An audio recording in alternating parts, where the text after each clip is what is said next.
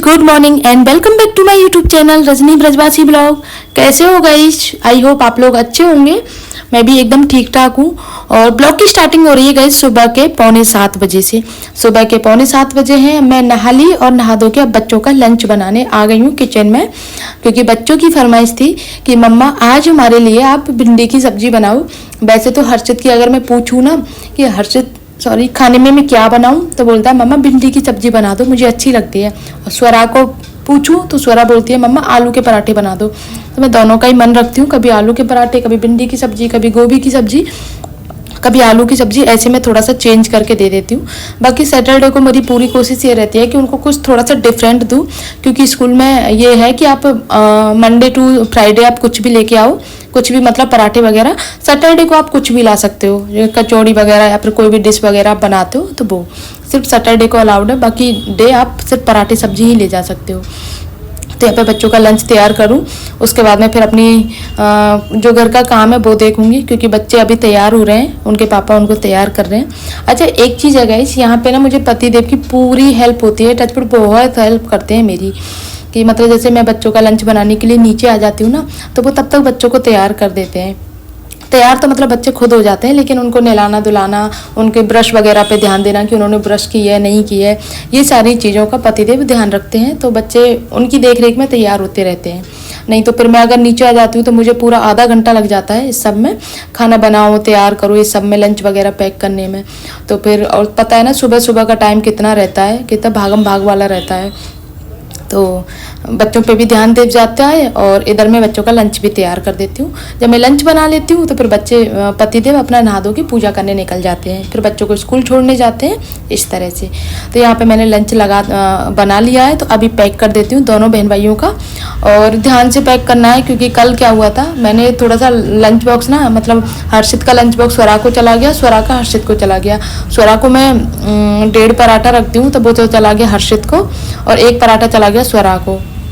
तो इसीलिए मुझे ध्यान देना है कि थोड़ा सा कन्फ्यूजन हो जाता है। तो बोल रही थी मम्मा मुझे भूख लगी थी लेकिन आपने 1 ही पराठा रखा था। तो आज मैं ध्यान से टिफ़िन भी चेंज कर दिए मैंने इनके, और हर्षित का ऊपर लेके जा रही हूँ, स्वरा का यहीं छोड़ के जा रही हूँ, जिससे कि कन्फ्यूजन ना हो।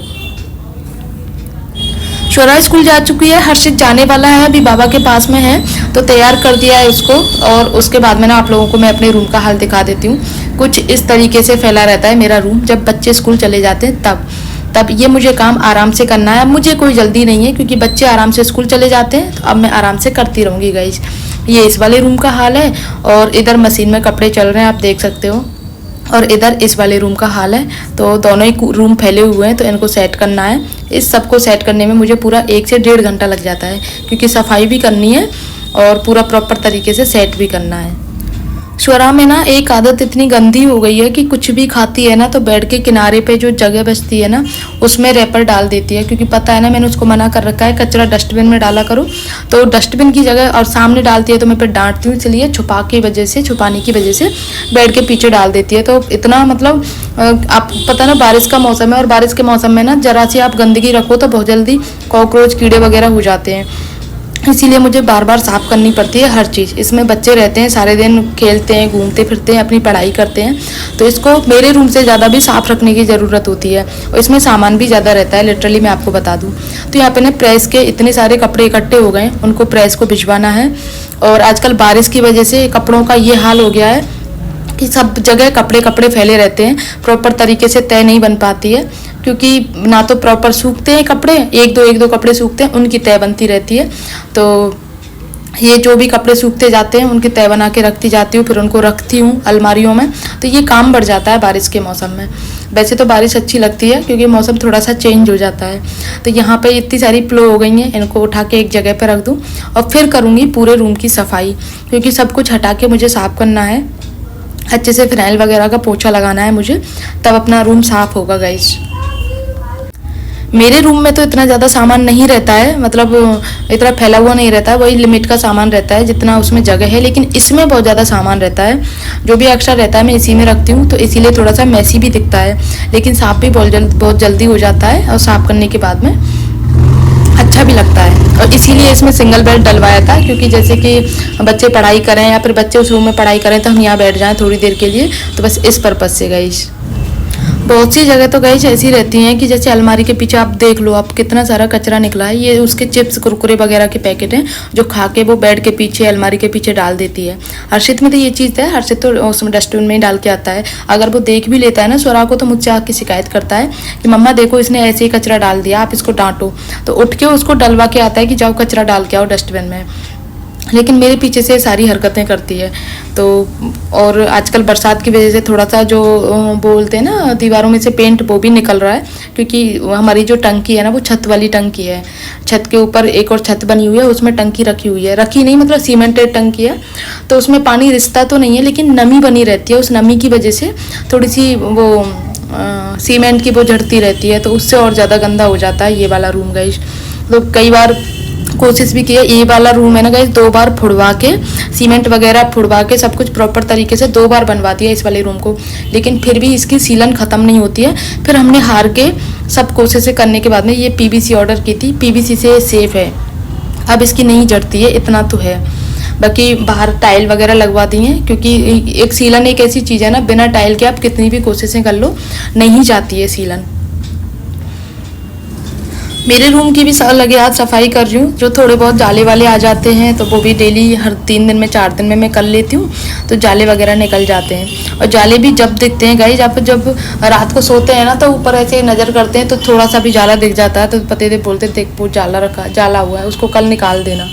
तो मैं बोलती हूँ मैं रोज़ तो सफाई करती हूँ, फिर भी पता नहीं कहाँ से कुछ जाला, कोई अगर जरा सा रह जाता है ना तो उसी के लिए टोक देते हैं मुझे चिढ़ाने के लिए टोकते हैं कि मैं कुछ बोलूँ और मैं चिढ़ जाऊँ, वो कुछ बोलें और मैं चिढ़ जाऊँ। इस वजह से मजाक की सौबातें होती हैं गाइस। मैं अपना पूरा मतलब कोशिश रहती है साफ़ सफाई रखने की, लेकिन फिर भी घर है, छोटे बच्चों का घर है, तो थोड़ा बहुत गंदा तो रह ही जाता है। बाकी कोशिश मेरी पूरी रहती है कि मैं चाहे थोड़ा सा भी टाइम मिले तो मैं साफ़ सफाई का काम ज़रूर करूँ, कुछ भी छोड़ूँ ना साफ़ सफाई का।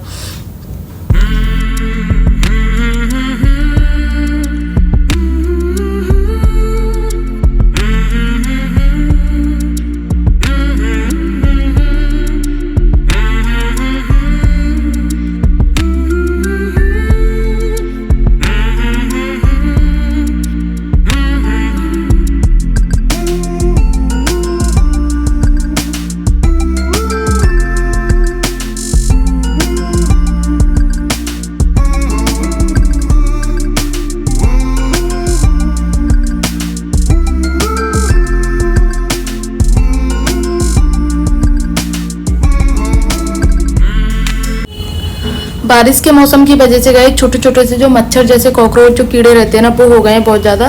तो अभी आजकल पतिदेव को टाइम नहीं मिल रहा, वैसे तो वो साफ़ करवा देते हैं मेरे साथ में बॉक्स वगैरह, क्योंकि मेरे पे अकेले पे उठता नहीं है। तो पति पूजा के लिए ना अभी सावन चल रहा है तो पूजा के लिए बहुत टाइम चाहिए, 1-1.5 घंटा। फिर बच्चों को छोड़ने जाते हैं, भूमि को अलग, स्वरा को अलग जाते हैं, हर्षित को अलग जाते हैं छोड़ने, तो इसीलिए टाइम नहीं मिलता। तो बोल रहे थे 2-4 दिन की बात हो रही है, सावन निकल जाएगा ना फिर मैं अपना आराम से कर लूँगा।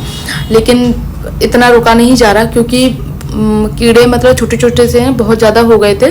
तो लाल इट भी मंगाया है मैंने कि आज लाल इट लेके आना, जिससे कि मैं बॉक्स खाली करके और फिनाइल की गोलियां वगैरह डाल के तब मैं अपना साफ़ करूं। तो यहाँ पे ना मैंने गद्दे वगैरह बाहर निकाल दिए हैं। धूप नहीं आ रही है, बिल्कुल भी धूप नहीं है गाइस, क्योंकि 4-5 दिन से बारिश का मौसम है, कपड़े नहीं सूख रहे तो गद्दों का तो क्या ही है। तो बस यही है, गद्दे बाहर निकाल के थोड़ा सा खुला रह जाएगा, 2-3 घंटे इसको खुला रखूँगी। बाकी कोशिश यही है कि मैं सामान निकालूं, लेकिन अभी मेरे बस की नहीं है कि मैं कुछ भी सामान निकालूं। बहुत ज़्यादा सामान भरा हुआ है गाइस इन बॉक्सेज में, क्योंकि जो भी एक्स्ट्रा होता है ना सब कुछ इसमें रख देती हूँ। और वैसे लेकिन एक चीज़ है, मैं संभाल के रखती हूँ कि कुछ भी सामान अगर ढूंढना हो तो मुझे सामान फैलाने की ज़रूरत नहीं पड़ती है, तुरंत मिल जाता है। और मैं अगर जैसे पतिदेव बोलते हैं ना ये चीज़ कहाँ रखी है, तो मैं बोल देती हूँ उस कोने में उस जगह रखी है, तो वहीं से निकाल लेते हैं। ये आदत है मेरी, इसीलिए मेरा इस चीज़ का ये फ़ायदा रहता है, जो बार बार सफाई करती रहती हूँ ना, इस चीज़ का यही फ़ायदा है कि चीज़ समय पे मिल जाती है और सफाई भी बनी रहती है गाइस। तो बॉक्स को साफ़ करते समय गाइज मुझे 3 साड़ियाँ मिली जो मेरी रखी हुई थी।